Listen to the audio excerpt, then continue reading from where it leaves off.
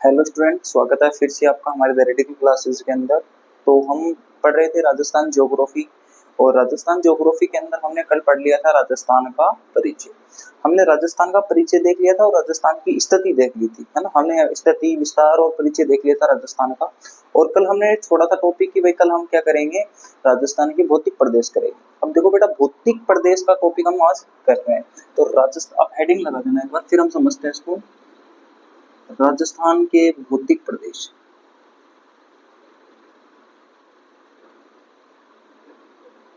या फिर राजस्थान का भौतिक विभाजन, physical division of Rajasthan. Rajasthan के भौतिक प्रदेश या फिजिकल सब कॉन्टिनेंट ऑफ राजस्थान। ठीक है। तो राजस्थान के भौतिक प्रदेश या राजस्थान का भौतिक विभाजन, कहीं पे भी आपको टॉपिक मिले तो आपको सबसे पहले पता होना चाहिए कि राजस्थान का भौतिक प्रदेश या जो भौतिक विभाजन है वो होता क्या है, या फिर किसी भी क्षेत्र का भौतिक विभाजन क्या होता है। तो आप याद रखेंगे, भौतिक का मतलब होता है फिजिकल। फिजिकल का मतलब होता है जिनको हम टच कर सकते हैं, ठीक है, जिसको हम देख सकते हैं, है ना। तो हम क्या देखेंगे भाई, किसी क्षेत्र के अंदर हम क्या देख सकते हैं, है ना। भाई के क्या देख सकते हैं, तो हम देख सकते हैं कि जीव जंतु देख सकते हैं, वहाँ के पादप देख सकते हैं, वहाँ की मृदा देख सकते हैं, वहाँ पे होने वाली बारिश को देख सकते हैं। तो ये सारी चीजें हम देख सकते हैं कि भाई उस स्थान स्पीसीज के अंदर ये सारी चीजें हो रही हैं। वहाँ के हम पर्वत देख सकते हैं, वहाँ के हम नदियां देख सकते हैं, वहाँ के हम झरने देख सकते हैं। तो फिजिकल डिवीजन होता है वो इन्हीं के बेसिस पे होता है।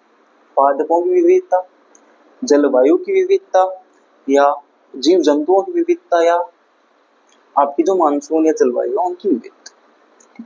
तो भौतिक विभाजन भाई, इन सब के आधार पे हम किन को, एक प्रदेश को अलग अलग भागों में बांट रहे हैं, तो वही क्या होता है, उसका भौतिक विभाजन होता है।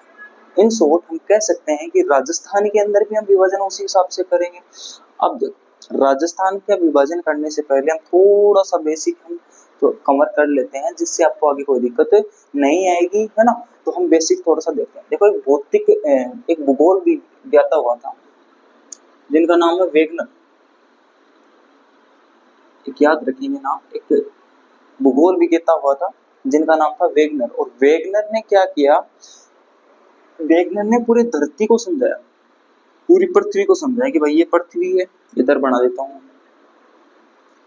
ये पूरी आपकी क्या है, एक पृथ्वी है। वो जी गोल बना दियो, हाँ बना दियो। क्या है, पृथ्वी है। और पृथ्वी वेगनर के अनुसार अधिकांश भाग पे क्या है, अरे भाई क्या है, पानी भरा हुआ है। वेगनर के अनुसार अधिकांश भाग पे क्या बना हुआ है, पानी भरा हुआ है। और इस पानी वाले क्षेत्र को उसने क्या बोल दिया, पेंथालस। क्या बोल दिया भाई, यानी ये क्या है, जलीय भाग धरती का। पेंथालसा क्या है, जलीय भाग। फिर उसने देखा कि यार कुछ अंदर वाले पार्ट के अंदर जमीन भी है, जमीन है, तो उसको उसने क्या बोल दिया, इसको बोल दिया इसने पेंजिया। क्या बोल दिया, ये क्या है आपका, स्थलीय भाग। तो वेगनर ने बोला कि भाई जो अपनी धरती है ना, उस पे दो चीजें हैं, पानी भी है और क्या है, धरती भी है। पानी अधिकांश भाग पे, पानी वाले उस क्षेत्र को बोल दिया पेंथालस। और जो स्थल वाली जो जगह थी, इसको बोल दिया उसने वेंजिया। ठीक है। फिर उसने नोटिस किया कि ये जो धरती अंदर जो क्या है आपका क्षेत्र है, उसके अंदर भी क्या है, एक जगह पानी भरा हुआ है। क्या भरा हुआ है, पानी भरा हुआ है। और इस पानी वाले क्षेत्र को उसने नाम दे दिया टेथिस सागर। बाहर वाले पानी वाले क्षेत्र को क्या बोलोगे आप, पेंथालासा। अंदर वाले जलीय क्षेत्र को क्या बोलोगे, टेथिस सागर। क्या बोलोगे, टेथिस सागर। अब ये जमीन फिर से डिवाइड कर दी इसने भाई, ये जो पेंजी है इसको दो भागों में बांट दिया। ऊपर वाले को बोलोगे आप गोंडवाना लैंड,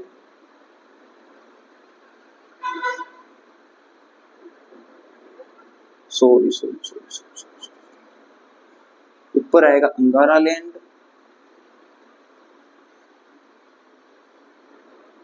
और नीचे वाले आ जाएगा आपका गोंडवाना लैंड।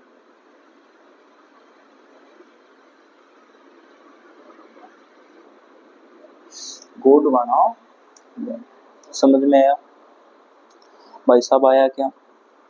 और समझ में आया क्या? पेंजिया का ऊपर वाला भाग अंगारा लैंड। अरे ए पहले आता तो पे ए ऊपर हो जाएगा, गए बाद में तो गए नीचे हो जाएगा। पेंजिया को दो भागों में बांट दिया, अंगारा लैंड गोंडवाना लैंड। बीच में उसने देखा कि एक जलीय भाग और है जिसको उसने क्या बोल दिया, 33 सागर बोल दिया। ठीक है, अब बोलो सर मानियो क्यों बताओ होती है बात, पहले बता रहे होते बेटा, इसलिए बता रहा हूँ क्योंकि राजस्थान की भौतिक प्रदेशों में काम में आएगा। कैसे काम में आएगा? राजस्थान का अवशेष एक तो मिलता है आपका किससे, 33 सागर से, और एक किससे मिलता है आपका गोंडवाना लैंड से। तो आपको बार बार आपको पूछा जाएगा, बार बार आपसे ये सवाल किया जाएगा कि ये क्षेत्र, ये भौतिक प्रदेश किसका अवशेष है। तो पढ़ते हैं, अगर आपको पता होगा कि अंगारा गोंडवाना लैंड का, तो गोंडवाना लैंड कर दो, क्या बोलो 33 सागर का, दो 33 सागर। समझ में आया मेरी बात? अरे आई के वो ऊर्जा आ गई, घनी जोड़ के आ गई, तो घनी जोड़ के आएगी तो बढ़ाओ इनसे काम। तो अब याद रखेंगे राजस्थान किसका अवशेष है, गोंडवाना लैंड और 33 सागर का अवशेष है। लिखो फटाफट बेटा, लिखो। चलो एक चीज और देखते हैं, हरिमोहन सक्सेना ने क्या किया था। आज हम भौतिक विभाजन पढ़ रहे हैं, वो हरिमोहन सक्सेना के पढ़ रहे हैं, तो हरिमोहन सक्सेना की बात कर लेता हूँ मैं एक बार। तो हमने भौतिक प्रदेश को कितने भागों में बांट दिया राजस्थान को, देखो मैं इधर मैप बना रहा हूँ राजस्थान।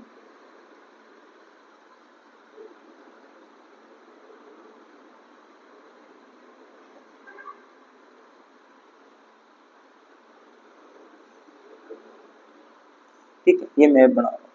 हमने बांटा कि इधर क्या है, एक नंबर मरुस्थल, ये अरावली,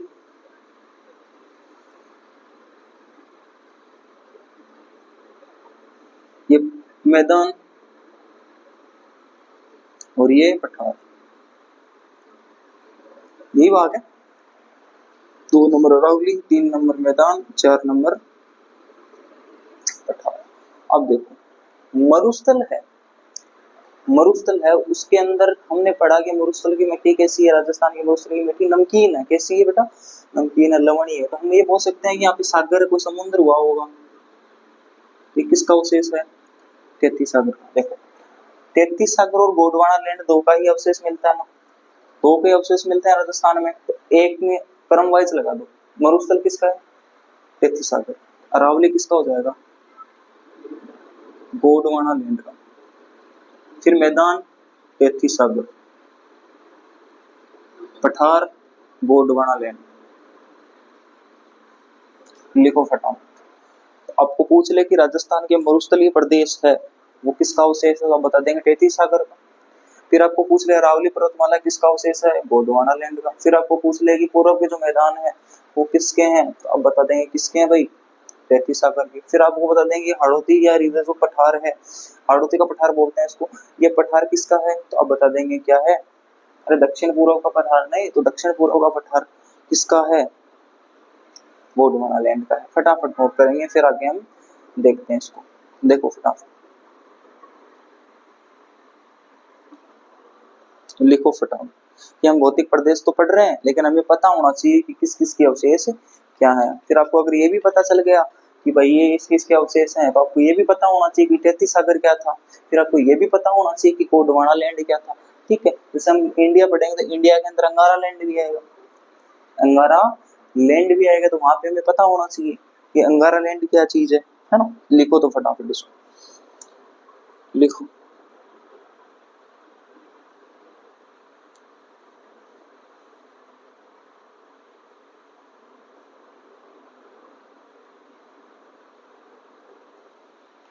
लिख लिया?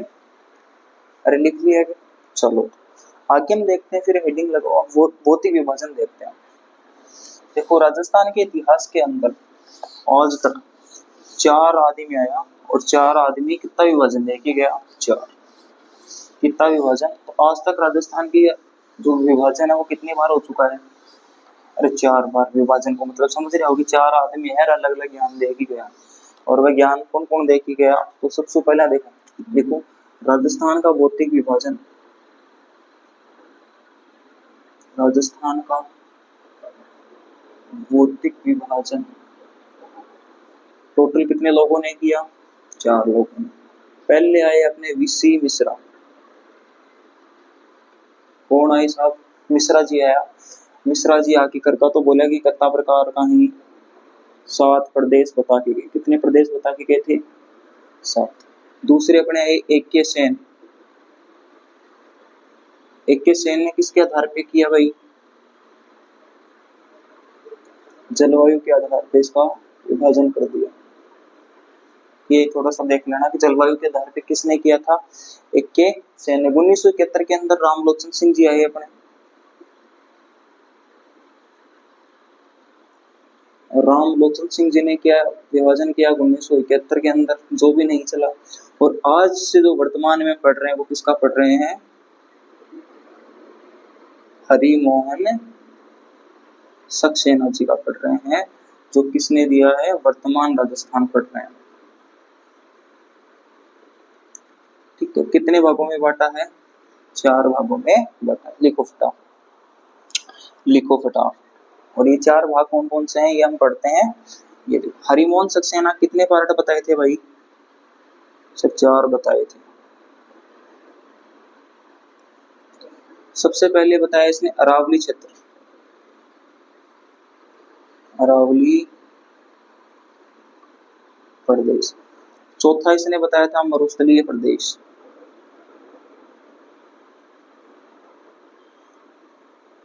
सर ये क्या लिखो थे? ये लिखूं बता सकता हूँ। अरावली प्रदेश, मरुस्थलीय प्रदेश। 2 नंबर पे आपका है पठारी प्रदेश।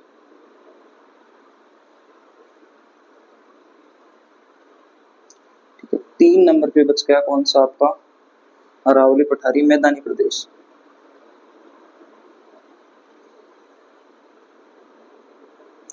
ये इनके बनने का तरीका, बनने का क्रम है। सबसे प्राचीन अरावली, सबसे प्राचीन अरावली, सबसे युवा प्राचीनतम लिख दो इसको। ये सबसे क्या है? युवा प्रदेश है।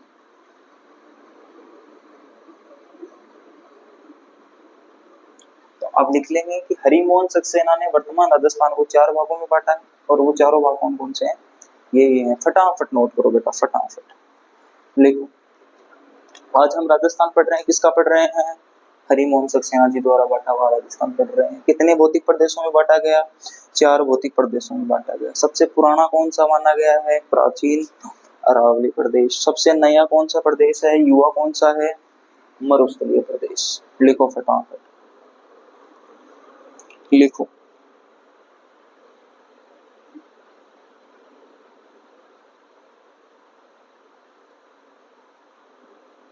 लिखो बेटा।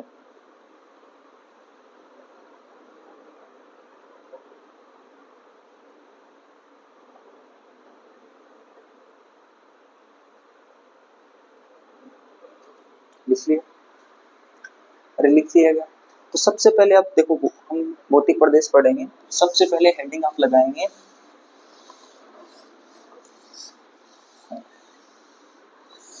मरुस्थलीय प्रदेश। और राजस्थान में इसको किस नाम से जाना जाता है? भारत में किस नाम से जाना जाता है? थार का मरुस्थल। पहले हेडिंग आप लगाएंगे मरुस्थलीय प्रदेश। बहुत ही इंपॉर्टेंट है, बहुत ही ज्यादा क्वेश्चन पूछे जाते हैं इसमें से। थार का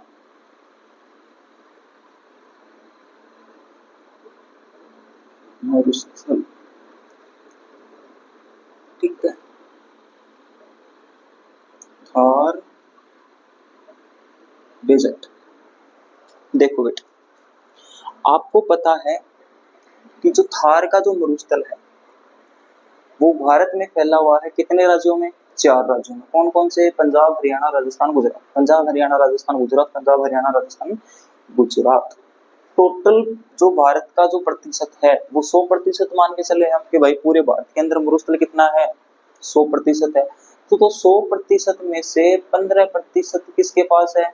पंजाब, हरियाणा और गुजरात के पास, और 85% कौन लेके बैठा है? राजस्थान।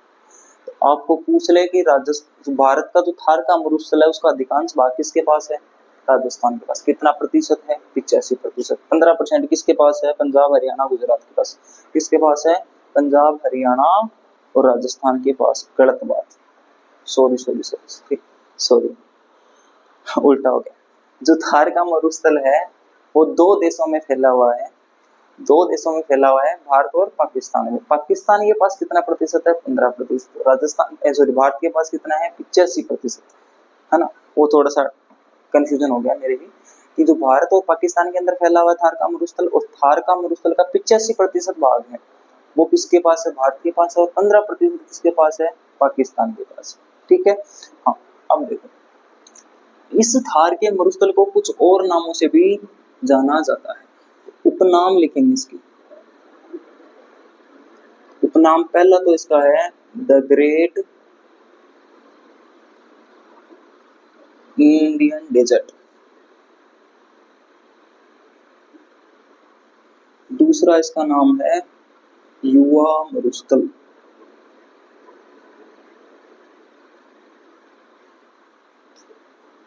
यंग डेजर्ट, इसको इंग्लिश में लिख देंगे द ग्रेट इंडियन डेजर्ट। इसके क्या है? कुछ सरनेम है, उपनाम है।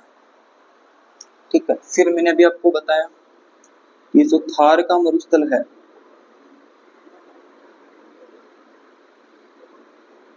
वो कितने देशों में है? दो में। पहला भारत, दूसरा पाकिस्तान भाई। दूसरा क्या है? इसमें कितना परसेंट है? 85%। ये कितना है? 15%। लिखो फटाफट, लिखो। अब भारत में तो इसको क्या बोल देंगे? थार का मरुस्थल बोल देंगे, लेकिन पाकिस्तान के अंदर इसको क्या बोलते हैं? चोलिस्तान। लिखो थार का मरुस्थल, थार के मरुस्थल को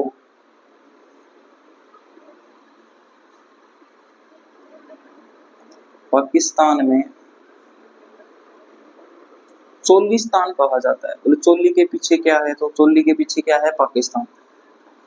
चोली के पीछे क्या है? चोलिस्तान कहा जाता है। ठीक, चोली के पीछे क्या है? चोलिस्तान, पाकिस्तान है। तो राजस्थान में थार का मरुस्थल, भारत में थार का मरुस्थल, पाकिस्तान में चोलिस्तान। थार के मरुस्थल को पाकिस्तान में क्या कहा जाता है भाई? चोलिस्तान कहा जाता है। बहुत ही इंपॉर्टेंट लगा लेना इसको, ये थोड़ा सा क्या है? इंपॉर्टेंट है। कई बार पूछा गया है कि पाकिस्तान में थार के मरुस्थल को क्या कहा जाता है? बोल देंगे बेटा चोलिस्तान कहा जाता है। सर क्या कहा जाता है? समझ में आयो बेटा? हो गुरुजी, आगो आगो ना लिखो, फिर आगे हम डिस्कस करते हैं। लिखो फटाफट, लिखो भाई। थोड़ा सा आगे एक पॉइंट और लिखा देता हूँ, साथ ही साथ लिख लेना। लिखने वाला मैटर है, थोड़ा सा समझाने वाला मैं आपको आगे समझा दूंगा। भारत में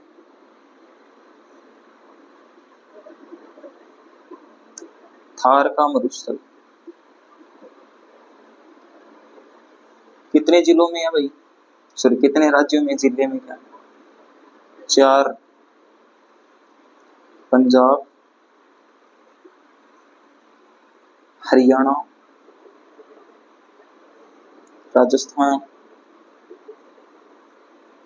और गुजरात। लिखो पंजाब, हरियाणा, राजस्थान और गुजरात। कितने राज्यों में फैला हुआ है? 4।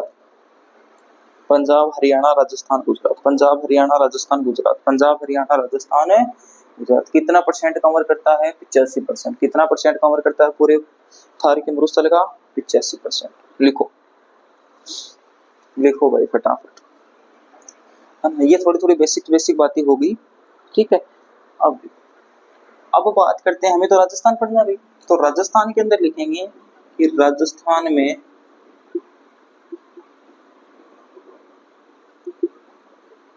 थार का मरुस्थल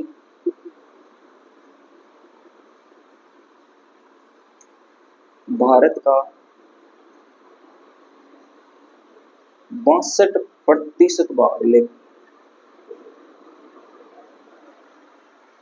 समझ गया क्या मेरी बात?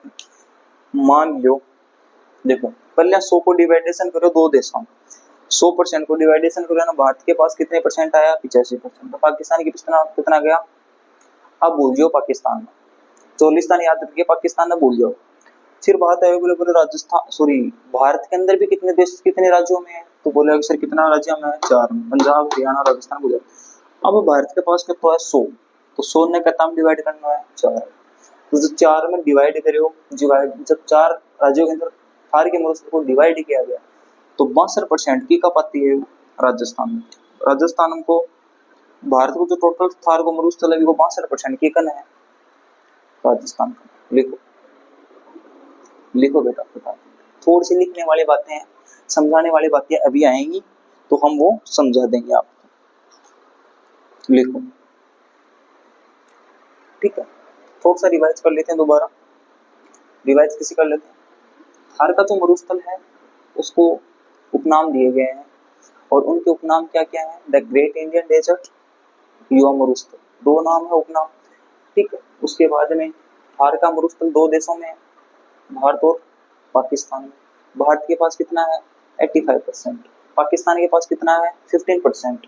थार के मरुस्थल को पाकिस्तान में क्या कहा जाता है? चोलिस्तान कहा जाता है। चोली के पीछे पाकिस्तान, चोली के पीछे पाकिस्तान। भारत में थार का मरुस्थल कितने राज्यों में है? 4 राज्यों में, पंजाब हरियाणा राजस्थान और गुजरात।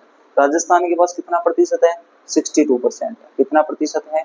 सर्वाधिक राजस्थान में ही है थार का मरुस्थल। कितना परसेंट है? 62%। और बोले सर पंजाब में, मैं तो जाऊँ ना पंजाब में, तो चारों मेरे मन हरियाली हरियाली दिखा है, और यहाँ हम जाओ ना तो हरियाली हरियाली दिखा, बड़े खेती बाड़ी हो बेटा। वहाँ पे नहरें आ गई, वहाँ पे नदियां आ गई हैं, इसलिए वहाँ की जो भूमि है वो सिंचित होने लगी, ठीक है। वहाँ पे क्या होने लगी? वो जगह सिंचित होने लगी, लेकिन वो था तो मरुस्थली भाई, पहले था तो मरुस्थली, अब उन पे क्या होने लगी? सिंचाई होने लगी, तो इसलिए वो क्या हो गया? मरुस्थल कम लगने लग गया। बाकी है तो मरुस्थली, अरे है तो मरुस्थली। गंडक न थे और आदमी मेला कब्बा फिरा दो, तो आदमी जाएगा तो लग लाग जिस, लेकिन है तो गंडकी भाई, है तो गंडकी, तो भाई बात है तो मरुस्थली। अब नहर वगैरह की वजह से उस पर क्या होने लगी? सिंचाई होने लगी। तो ये लिखो फटाफट, और फिर हम आगे नोट करते हैं। लिखो, लिख लिया? अब मैं बनाता हूँ राजस्थान का मैप। राजस्थान का मैप से समझते हैं, मैप जरूरी है भैया। अगर किसी को राजस्थान जीके पढ़ना, बोलो सर मानो स्ट्रेटजी बताओ, ते पटवारी की पेपर आ रहे हैं, 40 दिन बच्चे हैं ये मानो एग्जाम की, क्या बताओ स्ट्रेटजी बनाओ। तो बेटा स्ट्रेटजी की बात ही है, अब देखो नाम भी बने हुआ है के वह के नहीं वह, तो बात ही है अगर राजस्थान जी के थान पढ़ना है तो हमेशा ज्योग्राफी में शुरुआत करो। क्या शुरुआत करो? ज्योग्राफी में शुरुआत करो। और ज्योग्राफी में शुरुआत करना हो पहले 150 के पढ़ दो मैप, मैप भरना जरूरी है। अगर मैं थन पढ़ाना चालू कर दिए ज्योग्राफी, बोल दियो कि राजस्थान को कर लो सीमेंट कारखाना लाखेरी में लगा दो, कट्ठे लगा दियो लाखेरी, और ब्यावर में लगाए, और ब्यावर कड़े पड़ा अजमेर में, भाई जी का सपम पार्ट के अजमेर है कट्ठे है कड़े। अब मैं बोले पहले के हो इतिहास की बात कर लें, इतिहास पढ़ाना चालू कर दियो, बोल रहे हो कि अंग्रेजा का टाइम में और अजमेर की होती राजधानी होती, और राजधानी क्या हम कन्वर्ट कर दी ग्रीष्मकालीन समय में सिरोही माउंट आबू। अब कोई आदमी अजमेर उठ के सिरोही जागो, कैसी जागो भाई, मैं भी नहीं पता है। फिर मैं बात करूं कि मेवाड़ और मारवाड़ पढ़ाना चालू कर दे कि मारवाड़ के अंदर ये जिले आते हैं, मेवाड़ी के अंदर ये जिले आते हैं, बिना मैप के पढ़ ले थे। मैप भी भरनो नहीं आवा है, तो मैप अगर सामने ही बनना होगा तो थे मेवाड़ का जिला कैसे लिख सको, मारवाड़ का जिला कैसे लिख सको। तो हमेशा राजस्थान जीके की तैयारी करने से पहले आपको मैप भरना आना चाहिए, और मैप जब भरना चालू कर दिया आपने, मैप पूरा आपको भरना आना आ गया, तो आप ज्योग्राफी से स्टार्ट करो। किससे स्टार्ट करो? ज्योग्राफी पढ़ो, उसके बाद में कल्चर पढ़ो, और कल्चर पढ़ने के बाद में आप हिस्ट्री पढ़ो। ये क्या होता है? तरीका होता है राजस्थान जी के पढ़ने का। मैं तो इसे पढ़ता हूँ और अच्छा रिजल्ट रहता है, आप भी ट्राई करो, है ना। चलो देखो, हम पढ़ रहे हैं मरुस्थलीय प्रदेश। देखो ये मैप मैं बना देता हूँ।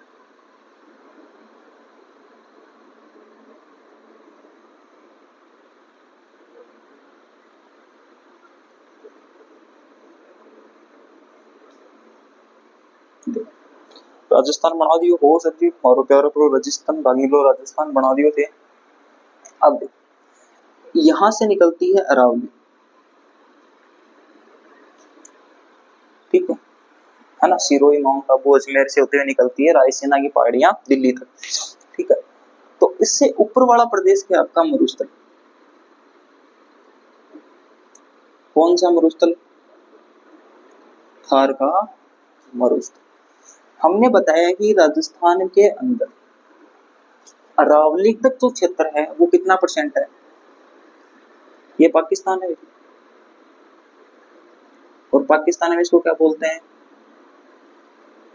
चोलिस्तान। कितना परसेंट लेके बैठा है, 15%। छोड़ो, ये आपकी अरावली है, ठीक है, ये क्या आपकी अरावली पर्वतमाला है। इससे पहले पहले ही है ना, फिर थार का मरुस्थल से ऊपर ऊपर ही है। अब ये थार का मरुस्थल है, ये अगर हम काउंट करें तो बताता है कि अरावली प्रतिशत कितना है, 58%। कितना है बेटा, 58%। मूल जो आपका क्या है, अरावली पर्वतमाला तक है, ये मरुस्थल कितना फैला हुआ है, 58%।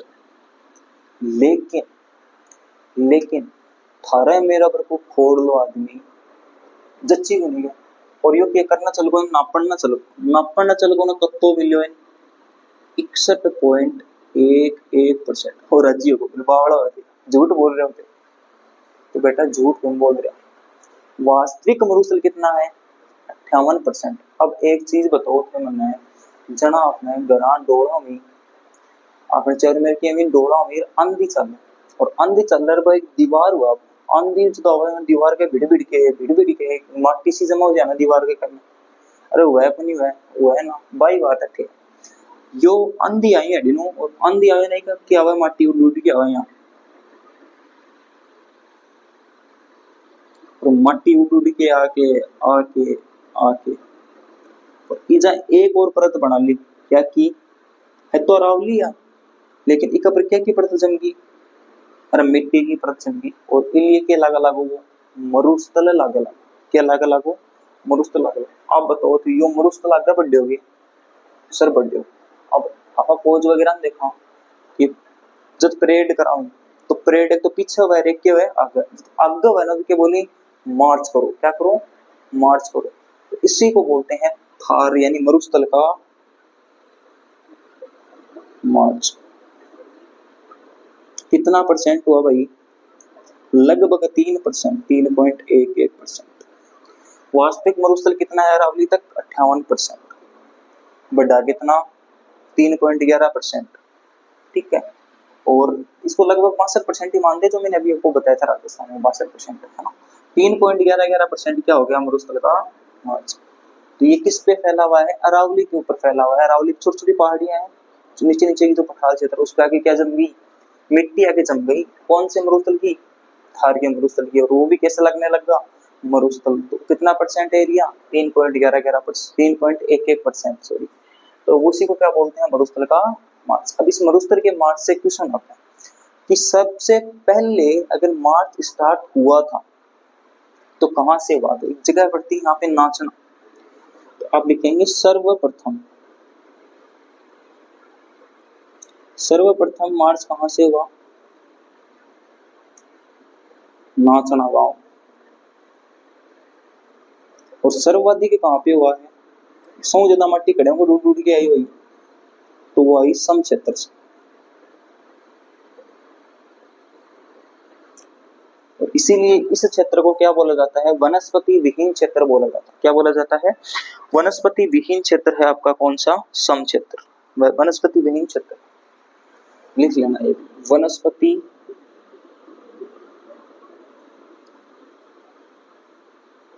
विहीन क्षेत्र, सम क्षेत्र।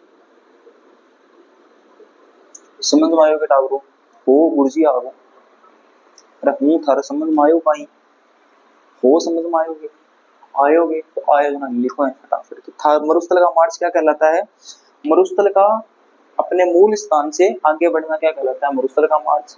पहले मूल तो राजस्थान में थार का मरुस्थल वो कितना है, 58%, कितना बढ़ा, 3.11%। कितना हो गया 61.11%। इसको क्या बोलते हैं मरुस्थल का? मार्च बोलते हैं। सर्वप्रथम अगर स्टार्ट हुआ मार्च तो कहाँ से हुआ था? नासा गांव से। सर्वाधिक कहाँ पे हुआ है? तो सम क्षेत्र में। वनस्पति विहीन क्षेत्र क्या है? सम क्षेत्र। चलो लिखो फटाफट, लिखो, नोट करो भाई, इसको फटाफट नोट करो, लिखो। पानी पी लेता हूं मैं।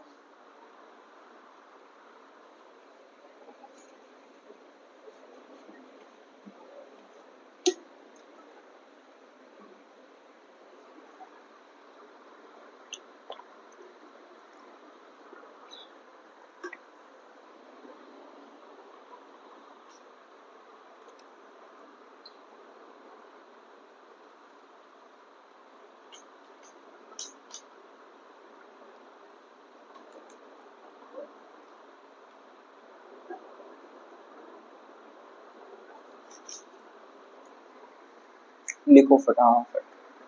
अब देखो, हमने राजस्थान सॉरी थारगे मरुस्थल के उपनाम पढ़े थे कितने? 2। वो तो भारत की दृष्टि से हो गए। अब पढ़ रहे हैं राजस्थान ज्योग्राफी, तो राजस्थान की ज्योग्राफी के अकॉर्डिंग भी होना चाहिए। तो देखो, देखो थार के मरुस्थल के अन्य नाम,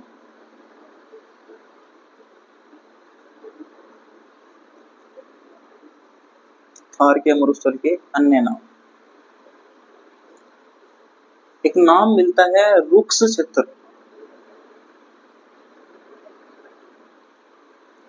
एक नाम मिलता है गुजरात्रा,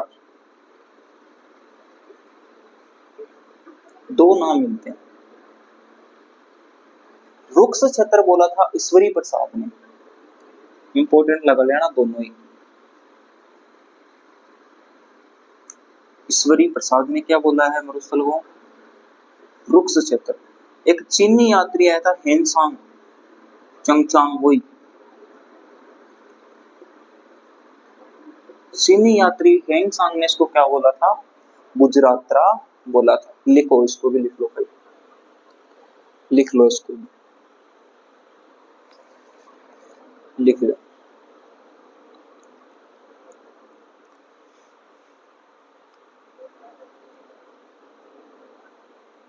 लिखो,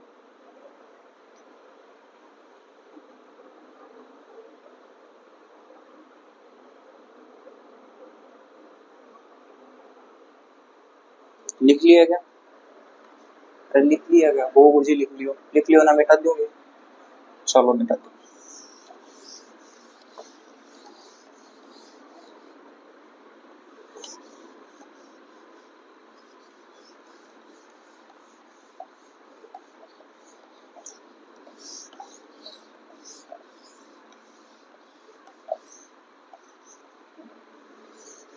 अब देखो टावरो, एक चीज बताऊं था ना, गुरजी थार को मरुस्थल तो बड़ो बड़ो है, 62% है, इन कैसी पढ़ा में तो बेटा ज्यादा बड़ो लागे तो और बांट दे जो थारा नहीं जैसा। तो राजस्थान के जो थार का मरुस्थल उसको हम फिर से 2 भागों में बांटते हैं। कितने भागों में बांटते हैं? 2 भागों में। ये लो यार आवली, इन 2 भागों में बांटती हो। तो सू ज्यादा सूखो बोल दियो शुष्क, शुष्क मरुस्थल, और थोड़ो सो आलो गुजरे भाई, थोड़ी सी लाग गई आस की, हाँ अरे थोड़ो में पानी हो उसका, तो बिन के बोल दियो अर्ध शुष्क मरुस्थल। थार के मरुस्थल को कितने भागों में बांटा? 2 भागों में। कौन कौन सा? शुष्क मरुस्थल और अर्ध शुष्क मरुस्थल, शुष्क मरुस्थल और अर्ध शुष्क, अर्ध शुष्क मरुस्थल। बस लिखो, लिखो टावरो, लिखो। तो हमने पहले थार के मरुस्थल को कितने भागों में बांटा है? 2 भागों में बांटा है। कौन कौन से भागों में बांटा है? शुष्क मरुस्थल और अर्ध शुष्क मरुस्थल। अब देखो, शुष्क मरुस्थल बहुत ज्यादा इंपॉर्टेंट है। शुष्क मरुस्थल के है बहुत ज्यादा इंपॉर्टेंट है। कहीं ऐसी है, देखो एक जगह पड़ा है सम क्षेत्र। कौन सा क्षेत्र? सम क्षेत्र। और किसके लिए फेमस है ये? डेजर्ट सफारी के लिए। लिखो, डेजर्ट सफारी कहाँ की प्रसिद्ध है? सम क्षेत्र। डेजर्ट सफारी कहाँ की फेमस है? सम क्षेत्र की। लिखो फटाफट। एक ये वर्ड आ गया। एक वर्ड आपका मिलता है लाठी सिरिंज, वो लाठी गड़े।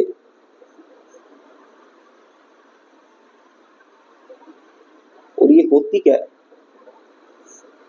लाठी सिरिंज क्या है और होती क्या है? शुष्क मरुस्थल वाली हेडिंग लगा देना। एक बार मैं समझा रहा हूँ आपको, फिर मैं नोट करवा दूंगा अलग से, ठीक है? इसको देख लेते हैं। देख, सम क्षेत्र किसके लिए फेमस है? डेजर्ट सफारी के लिए। डेजर्ट का मतलब मरुस्थल, सफारी मतलब ये टूर वगैरह के लिए जाओ तो मैं सफारी बोल। लाठी सिरिंज क्या है?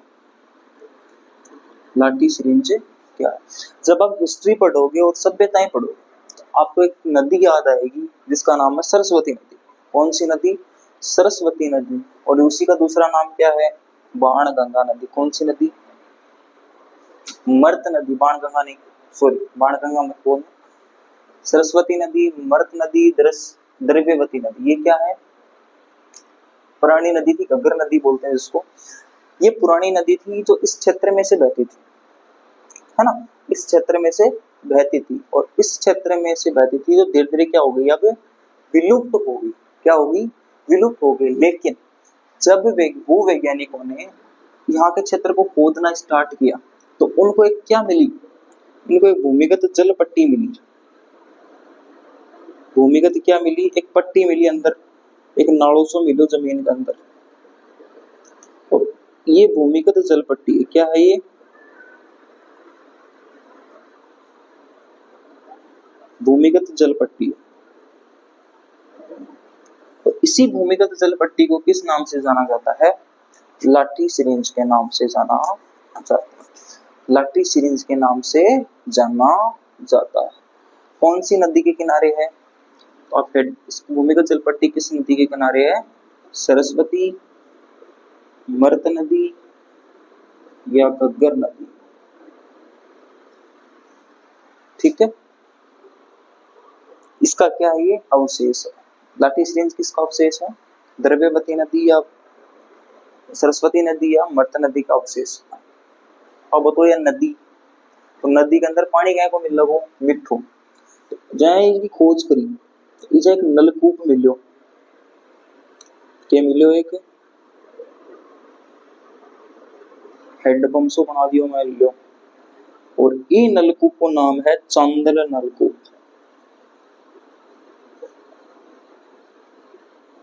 कौन सा नलकूप? चांदन नलकूप। और इसके अंदर किसा पानी मिला है? मीठा पानी। इसलिए इसको क्या बोलते हैं? थार का घड़ा। लिखो भाई। अगर आपको पूछे कि लाठी सिरिंज कहाँ तक है? मोहनगढ़ तक। कहाँ तक है बेटा? मोहनगढ़ में क्या मिली है? भूमिगत जल पट्टी मिली है, जिसको किस नाम से जाना था? मोहनगढ़ कहाँ पे? जैसलमेर। उस क्षेत्र को क्या बोलते हैं? लाठी सिरिंज बोलते हैं। देखो, याद कैसे करेंगे ये भी मैं आपको बता दूंगा, पहले ये तो नोट करो आप।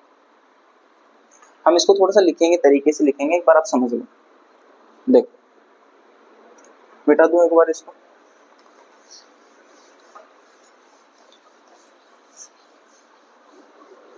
समझ मत आ रहे? एक ग्रुप आ रहे हैं ना, फटाफट लाइक कर दो, चैनल ना सब्सक्राइब कर दो और शेयर कर दो वीडियो में।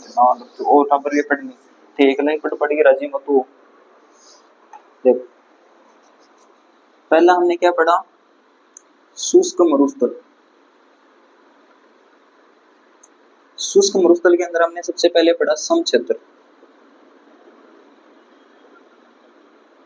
सम क्षेत्र के बारे में हमने लिखा कि यहाँ पे क्या की जाती है? Desert safari. एक पॉइंट हो गया सम क्षेत्र। एक क्या है? ये वनस्पति रहित, वनस्पति विहीन क्षेत्र है। ठीक है, ये तो लिखो। उसके बाद में हमने पढ़ा लाठी सिरिंज।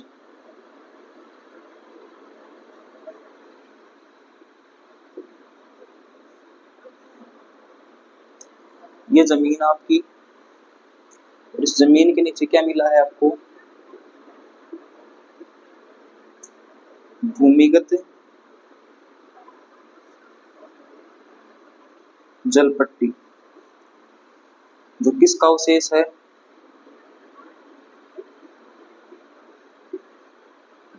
घग्गर या सरस्वती, एक ही नाम, एक ही नदी के नाम हो गई, या मृत नदी का अवशेष।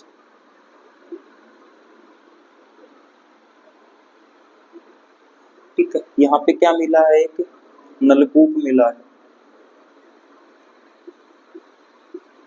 कौन सा नलकूप? चांदन नलकूप, मीठे पानी का नलकूप। इसलिए इसको क्या बोलते हैं? थार का घड़ा। क्या बोलते हैं बेटा? थार का घड़ा बोलते हैं। अब देखो, जठे पानी मिल लगो, जठे जठे पानी मिल लगो, बीजा घास उगेगी कौन उगे? अरे घास उगेगी कौन उगे? उगेगी सर। यहाँ पे फेमस घासें हैं कुछ,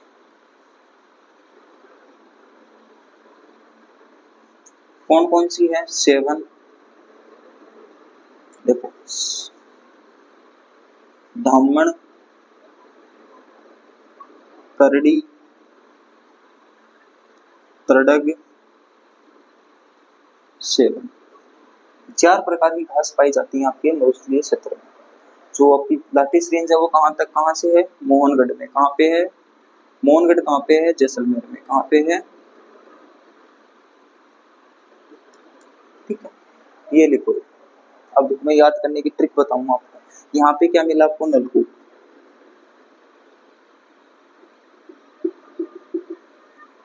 कौन सा नलकूप है?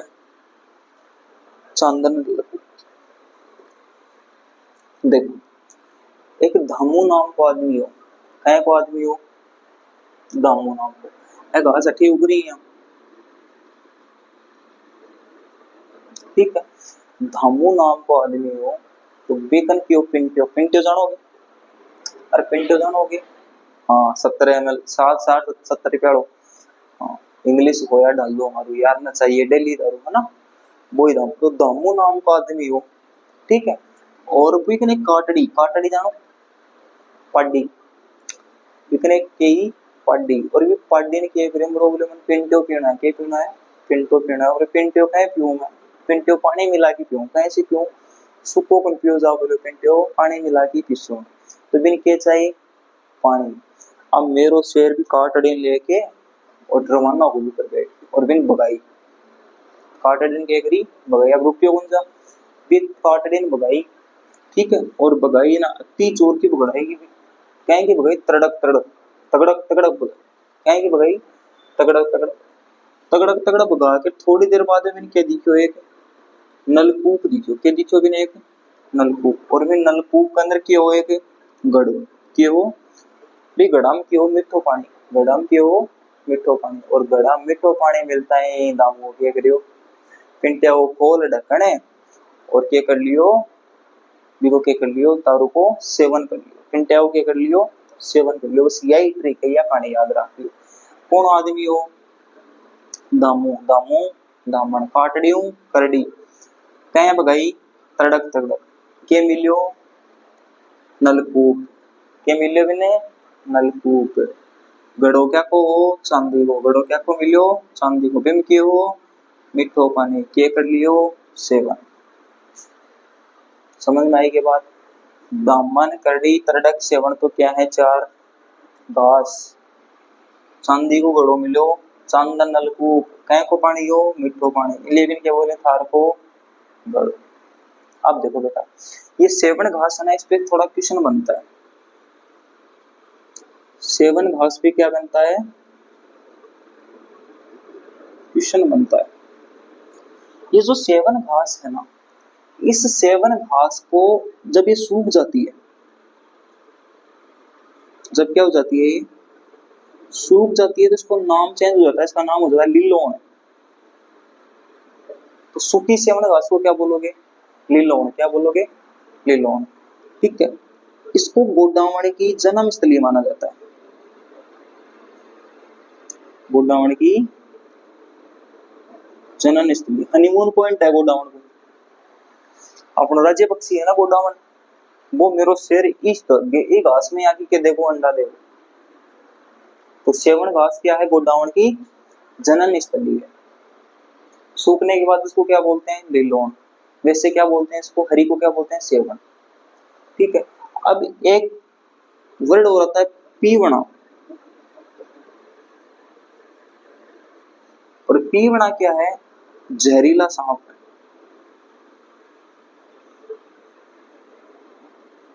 जो कहाँ पाया जाता है? शुष्क मरुस्थल वाले क्षेत्र में पाया जाता है।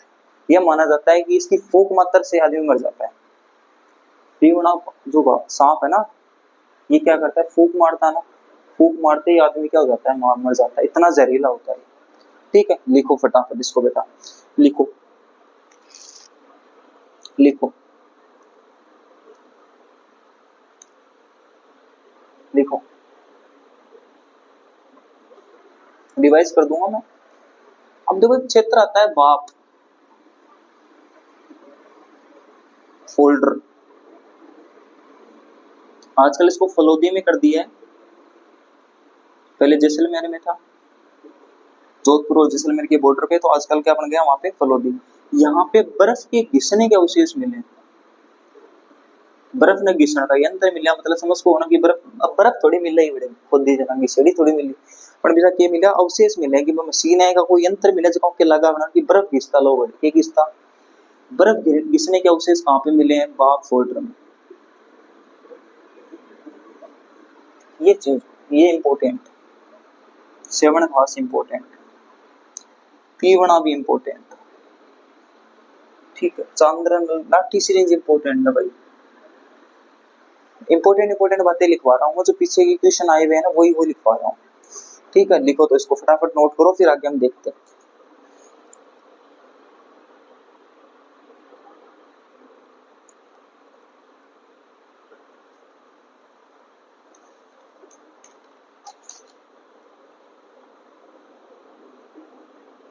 लिखो फटाफट, तो आपको रिवाइज करवा दूं एक बार।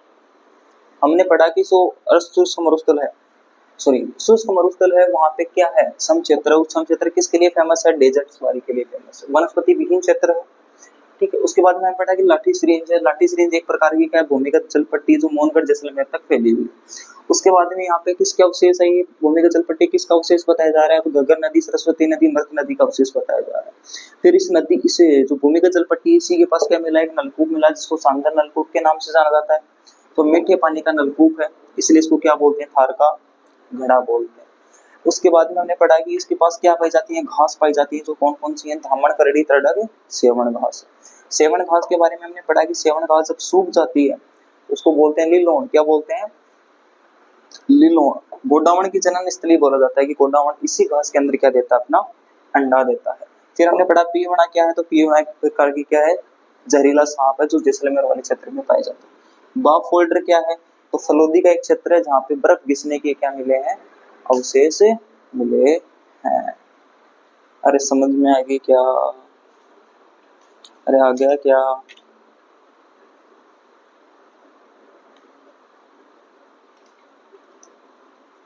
एक और क्वेश्चन आता है कई बार, देखो इसी क्षेत्र में से एक बार एक क्वेश्चन आता है। एक जगह अपनी जैसलमेर, और जैसलमेर के अंदर, जैसलमेर के अंदर जीवाश्म के अवशेष मिले।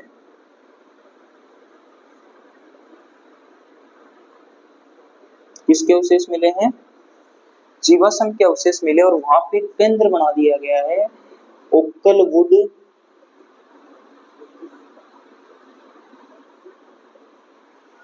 Fossils park.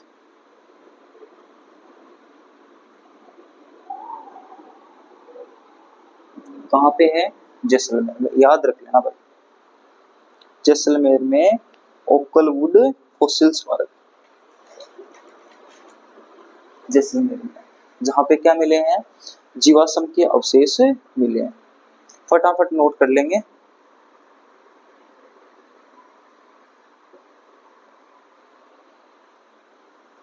अब देखो कहने को तो ये भी करते हैं कि यहाँ पे क्या मिली है? कालीबंगा, पीलीबंगा सभ्यता मिली, लेकिन वो हिस्ट्री का टॉपिक हो जाएगा। किसका टॉपिक हो जाएगा? हिस्ट्री का टॉपिक हो जाएगा। हमें जो, अब देखो सर याद कैसे करा मैं कि लाठी सिरिंज, देखो एक लाठी है एक डांग, लाठी भी की राजस्थान वाला कन डांग भी की कन, एक होता है लाठी क्षेत्र, एक होता है डांग क्षेत्र। कंफ्यूज मत होना भाई, कंफ्यूज मत होना। अब ने बताओ एक सांप है यो, इस सांप ना मारने के लिए डांग की जरूरत क्यों पड़ा, लाठी मार देना है। तो जट्टे सांप होगो बठे के वगी लाठी, अरे जट्टे सांप बठे लाठी, जहां सांप वहां लाठी, जहां सांप वहां लाठी। अब तो डांग क्षेत्र आपको अगर पूछूं मैं, तो डांग क्षेत्र आपका कौन सा क्षेत्र है, चंबल क्षेत्र को बोला जाता है। चंबल वाले क्षेत्र को क्या बोलते हैं, डांग क्षेत्र। अब चंबल के डाकू सुना है चंबल के डाकू, अब डाकुआन मारने के लिए चाहे डांग चाहे पूरी साबत, तो डाकू कहाँ के हैं फेमस, चंबल के। तो चंबल के डाकुओं को लड़ने के लिए क्या चाहिए, डांग। तो चंबल वाले क्षेत्र को डांग क्षेत्र बोलते हैं। सांप वाले को मारने के लिए लाठी चाहिए, तो पीवड़ा सांप जहाँ होता है वहां क्या चाहिए, लाठी सिरिंज। अब समझ में आई बात, ट्रिक बना लेना, लाठी सिरिंज पीवड़ा सांप, लाठी सिरिंज पीवड़ा सांप, डांग चंबल का डाकू, डांग चंबल का डाकू। ठीक है, देखो लिखो फटाफट। ठीक है, तो हमने शुष्क मरुस्थल पढ़ लिया। हमने सबसे पहले स्टार्ट किया कि मरुस्थल जो भौतिक प्रदेश है वो कैसे क्या होता है। ठीक है, भौतिक प्रदेश क्या होते हैं, कैसे हम विभाजन करते हैं इनका। फिर हमने पढ़ा कि 4 भौतिक विभाजन हुए हैं। ठीक है, उसके बाद में हमने पढ़ा कि जो आज हम पढ़ रहे हैं हरिमोहन सक्सेना जी का विभाजन पढ़ रहे हैं, उसमें हमने सबसे पहला थार का मरुस्थल वाला क्षेत्र पढ़ा। ठीक है, फिर मरुस्थल का मार्च पढ़ा। फिर हमने मरुस्थल को 2 भागों में बांटा, शुष्क मरुस्थल और अर्ध शुष्क मरुस्थल, और शुष्क मरुस्थल के बारे में हमने सारी चीजें पढ़ ली। अब हमारा टॉपिक है अर्ध शुष्क मरुस्थल, जो हम आगे वाली क्लास में पढ़ेंगे, क्योंकि ये क्लास बहुत ज्यादा लेंथी हो जाएगी अगर मैं अर्ध शुष्क मरुस्थल पढ़ा दूंगा तो, क्योंकि उसके भी 4 पार्ट है बेटा। तो अर्ध शुष्क जो मरुस्थल है ना, उसके भी 4 पार्ट हैं। जैसे नागौरी उच्च भूमि हो गई है ना, घर का मैदान हो गया, तो शेखावाटी क्षेत्र हो गया। तो हम क्या करेंगे नेक्स्ट क्लास के अंदर डिस्कस कर लेंगे, वरना क्लास 2 घंटे की खींच जाएगी, है ना। तो यही बात है, तो हमने शुष्क मरुस्थल के बारे में पढ़ लिया, है ना। कोई डाउट है तो कमेंट कर देना, अगर कोई क्वेश्चन पूछना हो या कोई चीज छूट गई है तो आप कमेंट करके बता देना मेरे को। ठीक है, सारे हर एक कमेंट का रिप्लाई आपको मिलेगा, है ना। और हमारा अगर पढ़ाने का तरीका थोड़ा बहुत आपको अगर पसंद आ रहा है तो इसको चैनल को सब्सक्राइब कर लो, वीडियो को लाइक कर दो, बोस अपने दोस्तों में ज्यादा से ज्यादा इसको क्या कर दो, शेयर कर दो। मिलते हैं नेक्स्ट क्लास के साथ। खम्मा गणी, जय जय राजस्थान।